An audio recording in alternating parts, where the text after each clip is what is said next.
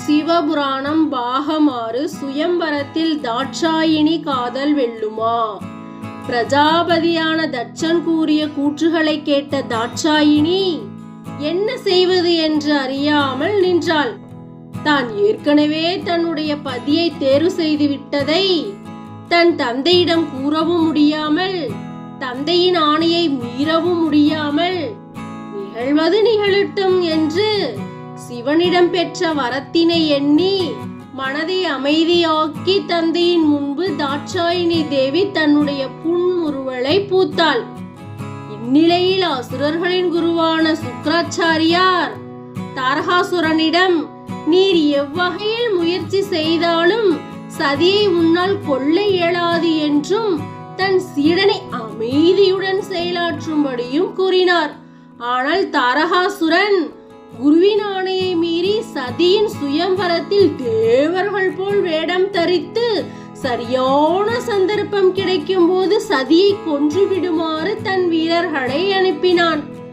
இம்முறையில் எவ்வித பிழையும் இன்றி சொன்னதை நிறைவேற்றி வருமாறு தன் வீரர்களை எச்சரித்தான் தாரகாசுரன். அசுரர்களின் குருவான சுக்ராச்சாரியாருக்கு தாரகன் கூற்றிலிருந்து ஒன்று மட்டும் புலப்படலாயிற்று. அசுரகுருவான சுக்ராச்சாரியார் தேவர்களிடம் போரில் ஈடுபடும் பல அசுரர்கள் மாண்டு விடுகின்றனர். வேந்தர்களின் அர்த்தமற்ற வீம்பு மற்றும் பிடிவாதத்தால் அசுர இனத்தில் பல வீரர்களை இழந்துள்ளதை எண்ணி வருந்திக் கொண்டு இருந்தார். இவ்விதம் நடக்கும் இறப்புகளை தவிர்க்க சிவபெருமானிடம் இருந்து இறந்தவர்களை உயிர்ப்பிக்கும் சஞ்சீவினி மந்திரத்தை அறிந்து கொள்ள வேண்டும் என எண்ணினார். சஞ்சீவினி மந்திரத்தை அறியும் பொருட்டு சுக்ராச்சாரியார் சிவனை நோக்கி தவம் செய்ய முடிவு செய்து ஒரு அடர்ந்த வனத்தை தேர்வு செய்து தவம் புரிய ஆரம்பித்தார். இவ்வேளையில் தட்ச பிரஜாபதி அரண்மனையில் சுயம்பரம் விழாவிற்கு உலகத்தில் உள்ள தேவர்களும் ரிஷிகளின் வாரிசுகளும் வருகை புரிந்து சுயம்பரம் மேடையில் தாட்சாயினியின் வருகைக்காக காத்து கொண்டு இருந்தனர். இந்நிலையில் மணமகள் அறையில் தாட்சாயினி என்ன நிகழுமோ என்று எதுவும் அறியாமல் தன் வாழ்க்கையின் போக்கினை நோக்கி கவலை தேய்ந்த முகத்துடன் காணப்பட்டாள். தோழிகள் மற்றும் தன் உடன் பிறந்த சகோதரிகள் முடிந்த அளவு ஆதரவு கூறியும் களை இழந்த முகத்துடன் தாட்சாயினி காணப்பட்டாள். தாரகாசுரனால் அனுப்பப்பட்ட மாறுவேடத்தில் வந்த அசுரர்கள் அரண்மனையின் நுழைவு வாயிலில் நுழைந்து வந்த போது அவர்களின் சுயரூபம் புலனாயிற்று. பின் அந்த அசுரர்களை அரண்மனையின் மெய்காப்பாளர்களால் பிடித்து வெளியேற்றப்பட்டனர்.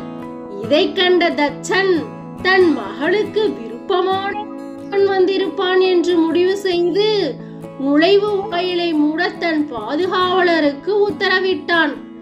அரசனின் ஆணையை ஏற்று அரண்மனை சுற்றியுள்ள அனைத்து நுழைவு வாயில்கள் மூடப்பட்டன. அரண்மனையின் அரியணை பகுதியை அடைந்த பிரஜாபதியான தட்சனை கண்ட அனைவரும் எழுந்து வணங்கினர். அனைவரின் வணக்கத்தையும் ஏற்றுக்கொண்டு அவரவர் இருக்கையில் அமரச் சொன்னார் தட்ச பிரஜாபதி. பிரஜாபதியான தட்சனின் சுயம்பரம் விழாவிற்கு என்னுடைய அழைப்பை ஏற்று வருகை தந்த அனைவருக்கும் என் வாழ்த்துக்கள் என்று கூறி தன் மகளான தாட்சாயினியை சுயம்பர மேடைக்கு வருமாறு அழைத்தார். தான் பெற்ற மகள்களில் அதிக அன்பு கொண்டு செல்லமாக சதி என்று அழைக்கும் தாட்சாயினியை திருமண கோலத்தில் காண மிகுந்த ஆவல் கொண்டனர். தன் தோழிகளுடன் கையில் மாலையுடன் திருமண கோலத்தில் தன் தந்தையின் ஆணையை ஏற்று தன் மனதில் கொண்ட காதலை மறைத்து சபையில் கூடிய அனைவரின் முன்னிலையில் மகிழ்வில்லாத புன்முறுவலுடன் தாட்சாயினி தேவி வந்தார். தந்தையான தட்ச பிரஜாபதி தன் மகளின் திருமண கோலத்தை கண்டு மிகுந்த மகிழ்ச்சியுடன் காணப்பட்டார். பின் சபையின் முன்னிலையில் தன் மகளான தாட்சாயினி தேவியை அறிமுகம் செய்தார். சபையில் கூடியுள்ள அனைத்து இளவரசர்களின் திறமைகளையும் அவர்கள் ஆளும் பகுதிகளின் வளங்களை பற்றியும் தன் மகளான தாட்சாயினியிடம் கூறினார். தந்தையின் கூற்றை கேட்டுக்கொண்டு இருந்த தாட்சாயினிக்கு தன் கணவனை தேர்ந்தெடுக்கும் நேரம் இதுதானோ என்னவோ என மனம் குழம்பிய நிலையில் முகம் வாட்டத்துடன் காணப்பட்டாள். அங்கு வந்த அனைவரின் விவரங்களையும் கூறி முடித்தவுடன் தன் மகளான தாட்சாயினியிடம், மகளே, உனக்கு பிடித்த கணவனை இங்கு வந்துள்ள இளவரசர்களில் தேர்வு செய்து கொள்வாயாக என கூறினார் தட்ச பிரஜாபதி. தந்தையின் வார்த்தைக்கு மதிப்பு கொடுத்து சபையின் மையத்தில் இருந்த மேடையில் ஏறி அங்கு வந்த இளவரசர்களை பார்த்து கொண்டு இருந்தாள். கண்கள் பார்வையிட்டதே தவிர தன் மனதில் சிவன் பற்றிய எண்ணங்களும் புத்தியில் சிவனை பற்றிய சிந்தனைகளும் அலைபாய்ந்தன. சிவனிடம் இருந்த ஒரு சில நினைவுகளால் மனதில் பற்றற்ற நிலையில் இருந்தாள் தாட்சாயினி. இக்கணம் சிவன் கண்முன் தோன்றினால் அவரிடம் செல்ல மனம் துடித்தது.